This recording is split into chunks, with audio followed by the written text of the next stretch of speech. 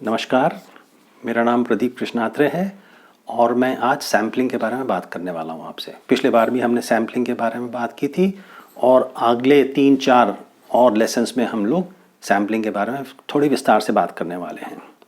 सबसे पहले सैम्पलिंग के बारे में बात करते हुए आपको ये जानना चाहिए कि आपका पॉपुलेशन ऑफ इंटरेस्ट क्या है।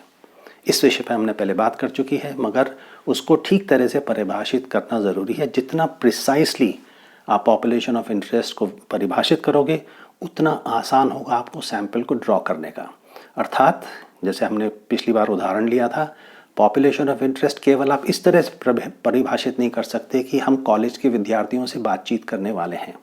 इसको और विस्तार और अच्छी तरह से परिभाषित करने के लिए आपको ये कहना पड़ेगा कि एक कॉलेज के लड़के और लड़कियां जो उस कॉलेज में रजिस्टर्ड हैं, छात्र छात्राएं जो उस कॉलेज में रजिस्टर्ड हैं और जो फर्स्ट ईयर, सेकेंड ईयर या थर्ड ईयर या बैचलर या मास्टर के कार्यक्रम पे पाठ्यक्रम पढ़ रही हैं या पीएचडी का पाठ्यक्रम कर रही हैं, उनमें से अपने सैंपल को आप ड्रॉ करने वाले हों। तो ये मैंने आपको सरल सा छोटा सा उदाहरण दिया अपने पॉपुलेशन ऑफ इंटरेस्ट को परिभाषित करने के लिए। अब इसमें से आप जो है अपना सैंपल निकालने वाले हो। सैंपल को हम समझ जाएं, सैंपल का मतलब क्या होता है। पॉपुलेशन ऑफ इंटरेस्ट आपकी बहुत बड़ी हो सकती है, 1000, 2000, 5000, 10,000, 1 लाख, 2 लाख हो सकती है, जैसे चुनाव के टाइम पे होता है। करोड़ों की संख्या में लोग चुनाव में वोट डालने वाले होते हैं, मगर आप सैंपल 2-3 हज़ार का ड्रॉ करते हो। तो एक छोटा सा उदाहरण है, अगर आप किसी यूनिवर्सिटी या कॉलेज में जाके 10,000, 40,000 विद्यार्थियों से 2,000, 3,000 का सैंपल ड्रॉ करना चाहते हो तो ये आपका सैंपल होगा। कहने का मतलब ये है कि पॉपुलेशन ऑफ इंटरेस्ट बहुत विस्तृत होती है, बहुत बड़ी होती है, इनकी संख्या बड़ी होती है और उसका सैंपल जो है आप इस तरह से ड्रॉ करते हो कि आपको उनके बारे में ठीक और सही जानकारी मिल जाए। तो आपको पहली बात सैम्पलिंग के बारे में ये आपको पता होना चाहिए, एक महत्वपूर्ण शब्द अंग्रेज़ी में इस्तेमाल होता है जिसका मैं प्रयोग करने वाला हूँ। सैंपल को रिप्रेजेंटेटिव होना चाहिए। अब ये रिप्रेजेंटेटिव बड़ा इंपॉर्टेंट शब्दावली है और इसका अर्थ हमने समझना ज़रूरी है। सबसे पहली चुनौती ये आती है कि जब आप पॉपुलेशन को पूरी तरह से नहीं जानते हैं और पॉपुलेशन, इसके लिए आप सैंपल ले रहे हैं उसके बारे में, इसलिए आप स्टडी अध्ययन कर रहे हैं। जब आप पॉपुलेशन ऑफ इंटरेस्ट को पूरी तरह से नहीं जानते हैं तो आप सैंपल को कैसे विड्रॉ करोगे, आप सैंपल को कैसे उसमें से निकालोगे। तो रिप्रेजेंटेटिव का मतलब ये नहीं है कि सब गुण जो एक पॉपुलेशन में होते हैं उन सब गुणों को आपको सैंपल में होना चाहिए, बिल्कुल ज़रूरी नहीं है। अब एक और उदाहरण से इस बात को समझ जाइए। अगर आप एक कॉलेज में या विश्वविद्यालय में जाते हो और जहाँ कई हज़ार विद्यार्थी पढ़ते हैं, उसमें से सैंपल ड्रॉ करना है, तो रिप्रेजेंटेटिव का मतलब ये नहीं हुआ कि आप जो हैं जितने लड़के लड़कियां पढ़ते हैं, छात्र छात्राएं पढ़ते हैं, उतनी ही संख्या में आप सैंपल को ड्रॉ करने वाले हो। कुछ अच्छे पढ़ने वाले हैं, कुछ अच्छे पढ़ने वाले नहीं हैं, उनको आप उसी तरह से जो सैंपल निकालने वाले हो। कुछ जो हैं आर्ट्स फैकल्टी में पढ़ते हैं, कुछ साइंस फैकल्टी में पढ़ते हैं, कुछ सोशल साइंस फैकल्टी में पढ़ते हैं, उसी संख्या या उसी प्रपोर्शन में आप उस सैंपल को निकालने वाले हो। कहने का मतलब ये है कि पॉपुलेशन को कई गुणों के आधार पर विभाजित या परिभाषित किया जा सकता है और आपको ये सब चीज़ें पता नहीं होती हैं। किसी भी पॉपुलेशन ऑफ इंटरेस्ट के बारे में आपको ये सब चीज़ें पता नहीं होती हैं। तो महत्वपूर्ण बात यह है कि जब हम रिप्रेजेंटेटिव शब्द इस्तेमाल करते हैं तो जिन गुणों के बारे में हमको हमारी रुचि है, जिसकी वजह से हम शोध कर रहे हैं, उन गुणों से संबंधित हमको जानकारी कुछ अच्छी तरह से होनी चाहिए। जैसे हम ये जानना चाहते हैं, समझिए आपके अध्ययन के द्वारा, कि कौन विद्यार्थी जो हैं, जो रजिस्टर्ड हैं किसी विश्वविद्यालय या कॉलेज में, वो अखबार कितनी समय तक पढ़ते हैं या कौन सा अखबार पढ़ते हैं, है ना, या अखबार पढ़ते हैं नहीं पढ़ते हैं, या अंग्रेज़ी अखबार पढ़ते हैं, हिंदी अखबार पढ़ते हैं। तो अब क्या हो गया, अखबार पढ़ने की अवधि जो है हमारा एक गुण है, एक विशेष गुण है जिसके बारे में अध्ययन करना चाहते हैं।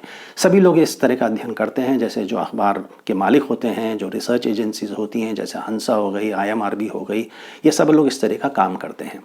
तो एक विशेष गुण के आधार पर आप जो है रिप्रेजेंटेटिव सैंपल को ड्रॉ कर सकते हैं। आपके पास इसके बारे में पहले पूरी थोड़ी बहुत जानकारी होनी चाहिए, तो आपको थोड़ा आसान हो जाता है अपने न ही पॉपुलेशन ऑफ इंटरेस्ट को विभाजित करने में बल्कि उसके सैंपल को विड्रॉ करने में।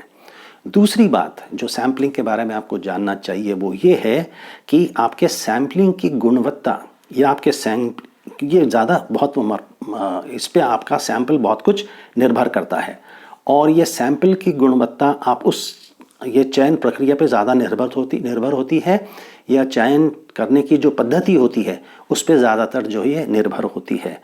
तो ये प्रक्रिया प्राय 2 प्रकार की होती है ना। जब अपन शब्द इस्तेमाल कर, जब आप रिसर्च मेथडोलॉजी पढ़ते हैं तो अंग्रेज़ी में प्राय 2 शब्द इस्तेमाल करते हैं, हिंदी में कुछ इनके और शब्द होंगे जो मैं अच्छी तरह से इसके बारे में जानता नहीं हूँ। एक तो कहते हैं प्रोबेबिलिस्टिक सैम्पलिंग मेथड, प्रोबेबिलिस्टिक जैसे मैंने यहाँ लिख दिया प्रोबेबिलिटी, तो ये उसकी स्पेलिंग है PROBABILITY, प्रोबेबिलिटी या प्रोबेबिलिस्टिक। तो एक चयन पद्धति होती है सैंपल को विड्रॉ करने की जो प्रोबेबिलिस्टिक होती है, और दूसरी जो पद्धति होती है उसको कहते हैं नॉन प्रोबेबिलिस्टिक। मतलब जो प्रोबेबिलिस्टिक पद्धति के नियम होते हैं जब उनका उल्लंघन होता है तो आप NON आगे जोड़ लीजिए प्रोबेबिलिस्टिक के, तो नॉन प्रोबेबिलिस्टिक चयन प्रक्रिया आप इस्तेमाल करते हैं। तो इनके दोनों पद्धतियों के गुण क्या होते हैं इसको हम पहले समझ लेते हैं, मोटे मोटे रूप से हम समझ लेते हैं। प्रोबेबिलिस्टिक जो पद्धति होती है इसको प्राय मान के ये कहा जाता है, कम से कम जो प्रोबेबिलिस्टिक सैम्पलिंग करते हैं, जो सांख्यिकी आधारित शोध करते हैं, उनका ये मानना है कि ये पद्धति ज़्यादा साइंटिफिक है।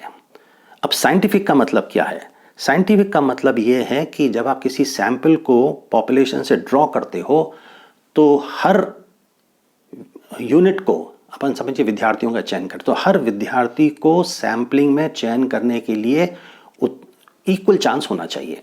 मोटा मोटा इसका उदाहरण ले लीजिए, 10 विद्यार्थी समझिए आपके पॉपुलेशन ऑफ इंटरेस्ट है, उसमें से आप 4 विद्यार्थियों को ड्रॉ करना चाहते हो, तो इन पूरे 10 विद्यार्थी जो हैं उनको जो है ना नोन चांस ऑफ सिलेक्शन होना चाहिए, इक्वल चांस ऑफ सिलेक्शन होना चाहिए। कहने का मतलब ये कि उन 10 विद्यार्थियों में से हर विद्यार्थी को सिलेक्शन का समान जो है चांस होना चाहिए सिलेक्शन का। तो इसको कैसे करेंगे, ये प्रक्रिया है, इसके बाद आगे जाके बात करेंगे। तो एक गुण इसका ये हो गया कि every unit in A population must have a known and equal chance of selection. ये प्रोबेबिलिटी पद्धति की पहली शर्त है। तो दूसरी इसकी शर्त ये हो गई कि ये पद्धति जो है सुनने में, समझने में बड़ी अच्छी लगती है। इसके लिए आप समझ सकते हैं कि आप शायद लगभग परफेक्ट सैंपल ड्रॉ कर लें, मगर अक्सर आप अपने पॉपुलेशन को पूरी तरह से नहीं जानते हो। एक अलग उदाहरण ले लीजिए, और अक्सर अपन जो है ना ये पॉपुलेशन को पूरी तरह से नहीं, हमारे पास वो जानकारी नहीं होती है। जैसे हम ये कह लें कि अभी दिल्ली शहर में, लखनऊ शहर में, हैदराबाद शहर में जितने भी लोग मारुति गाड़ी चलाते हैं, उन गाड़ी चलाने वाले मालिकों से हम बातचीत करना चाहते हैं। अब ये जानकारी आपको कहाँ मिलेगी कि किस किस के पास मारुति 800 गाड़ी है, और अगर उपलब्धि है तो आपको अलग अलग डीलर के पास जाना पड़ेगा, उनसे पूरी सूची लेनी पड़ेगी। तो कहने का मतलब ये है कि अक्सर जो है ना प्रोबेबिलिटी सैम्पलिंग करने के लिए आपके पास एक सूची होनी चाहिए। ये सूची कहीं आपको एक जगह उपलब्ध नहीं होती है, इसके लिए ये महंगी पद्धति है काम करने की, और ये जो है ना इसको करना मुमकिन भी नहीं है, क्योंकि इतना समय ले लेती है, इतनी मेहनत हो जाती है कि जब तक आप ये सूची बनाओगे तो लोग और कुछ लोग गाड़ी खरीद लेंगे। इस तरह की काफ़ी दिक्कतें होती हैं। तो सुनने समझने में अच्छी चीज़ है, मगर क्रियान्वयन करने में इसमें काफ़ी दिक्कत होती है। तो ये सीमा को हमको ध्यान में रखना चाहिए। तीसरी बात और सबसे महत्वपूर्ण बात ये है, जो मैंने आपको पहले कहा चयन पद्धति के बारे में, इसको हम कहते हैं random selection of sampling. Random selection का मतलब ये हुआ कि हर व्यक्ति को सैंपल में से known and equal chance of selection होना चाहिए। रैंडम का मतलब ये भी है, और ये सबसे महत्वपूर्ण बात है, और ये सांख्यिकी आधारित शोध के बारे में ये बड़ा महत्वपूर्ण गुण है जिसको आपको समझना चाहिए। इसका मतलब ये है कि सैम्पलिंग जब आप करते हो, 10 में से वो 4 विद्यार्थी लेते हो, तो इसमें जो है बिल्कुल भी सिलेक्शन में बायस नहीं होना चाहिए। BIAS, बायस का मतलब ये हो गया कि उसमें किसी तरह का झुकाव नहीं होना चाहिए। या मोटे मोटे रूप में ये कह लीजिए कि जब चयन करते हैं तो जो शोध करता है वो अपना बिल्कुल निर्णय नहीं लेता है कि इसको मैं चुनूंगा, इसको मैं नहीं चुनूंगा। ये बिल्कुल ऑब्जेक्टिव होना चाहिए। तो ये सबसे बड़ी शोध तरीका होता है प्रोबेबिलिस्टिक सैम्पलिंग का। तो ये तो हो गए कुछ विशेष गुण प्रोबेबिलिस्टिक सैम्पलिंग के बारे में। और दूसरी सैम्पलिंग की जो पद्धति मैंने जो बताई थी जिसको कहते हैं नॉन प्रोबेबिलिस्टिक सैम्पलिंग, तो इसमें कौन सेलेक्ट होगा या नहीं होगा इसके बारे में पता नहीं लगा सकते हो, है ना। ये बड़ा इसमें थोड़ा बायस सा आ जाता है, और क्योंकि बायस आ जाता है इसके लिए जो है आपको बड़ा सावधान होना चाहिए। जब आप प्रोबेबिलिटी का कोई नियम वगैरह जिसके बारे में बाद में पढ़ने वाले हैं उसको आप लगाने वाले हो।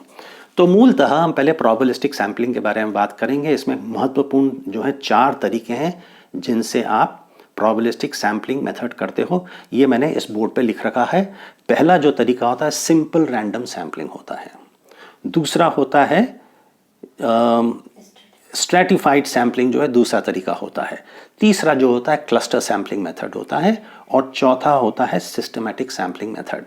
तो हम अगली बार ये काम करने वाले हैं कि हर जो है ना मेथड को, चाहे वो सिंपल रैंडम हो, चाहे वो स्ट्रैटिफाइड हो, चाहे वो क्लस्टर हो, चाहे वो सिस्टमैटिक हो, इस पे हम छोटे छोटे उदाहरण लेके आपसे बातचीत करेंगे और करीब 8-10 मिनट के लिए हर इन 4 पद्धतियों पे हम बातचीत करने वाले हैं। धन्यवाद।